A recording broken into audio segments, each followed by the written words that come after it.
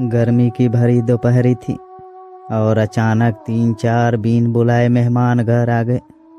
पापा ने उन्हें कुछ ज़्यादा ही खास माना। बाकी हम उन्हें पहले कभी नहीं देखे थे।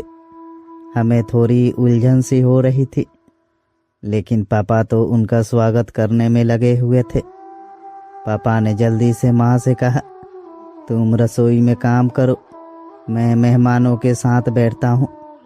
अब ये भी सच था कि पापा को अपनी गर्मी की जरा भी परवाह नहीं थी, लेकिन माँ को रसोई में काम करने के लिए भेज दिया।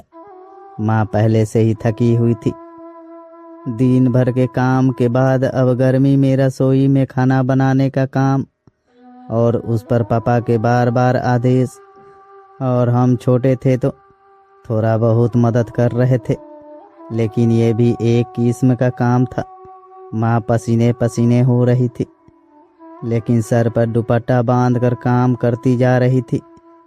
इस सब के बीच पापा और उनके दोस्त आराम से टेलीविज़न के सामने बैठकर कूलर की हवा खाते हुए चर्चा कर रहे थे। कभी नाश्ता लाओ, कभी पानी लाओ, तो कभी कह रहे थे, ये क्या, चाय थोड़ी ठंडी है। माँ के धीरज का बांध टूट गया जब पापा रसोई में आए और धीरे से बोले, इतनी देर क्यों लग रही है खाना बनाने में, 1 घंटा हो गया। माँ ने समझाने की कोशिश की कि वो अकेले काम कर रही है, ऊपर से गर्मी और फिर पापा के बार बार के आदेश।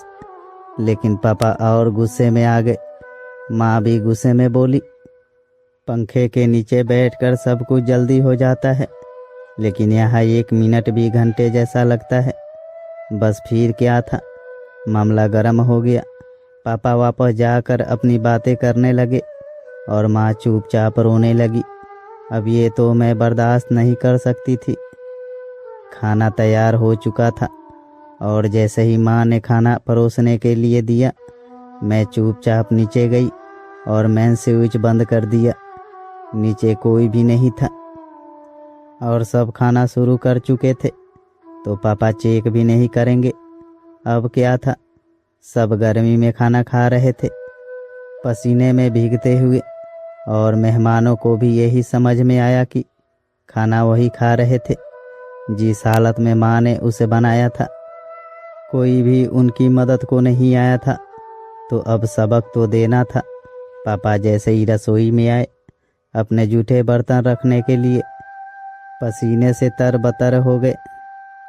पापा ने कहा, बहुत गर्मी है, कैसे कर रही थी इतना काम।